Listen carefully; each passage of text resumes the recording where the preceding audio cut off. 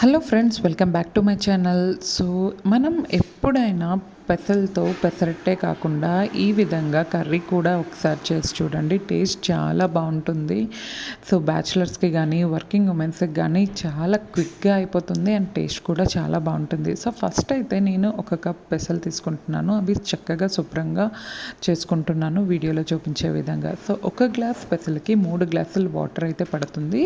ఇక్కడ టమాటోస్ నేను ఒక గ్లాస్లో పెట్టుకొని చక్కగా ఉడికించుకున్నాను. సో చూసారా, ఆల్మోస్ట్ హై ఫ్లేమ్లో 3 విజిల్స్ అండ్ లో ఫ్లేమ్లో 2 విజిల్స్ ఇస్తే చక్కగా ఉడికిపోతుంది.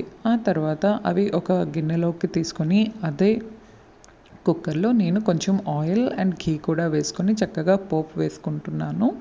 సో వీడియోలో చూపించే విధంగా పోపు వేసుకున్న తర్వాత ఏదైతే టమాటో మగ్గినాయో ఆ మగ్గిన టమాటాలని తీసుకొని వీడియోలో చూపించే విధంగా మనం దంచుకోవాలన్నమాట. సో ఈ విధంగా చేస్తే టేస్ట్ ఇంకా బాగుంటుంది. తర్వాత ఉడికించిన పెసలను వేసుకొని ఉప్పు, కారం, తగినంత మసాలా, గరం మసాలా వేసుకొని కొంచెం నీరు వేసుకొని లాస్ట్లో కొంచెం కొత్తిమీర, ఒకవేళ కొత్తిమీర లేకపోతే మనం చక్కగా నలిపి కస్తూరి మెత్తి వేసుకున్నా సరిపోతుంది.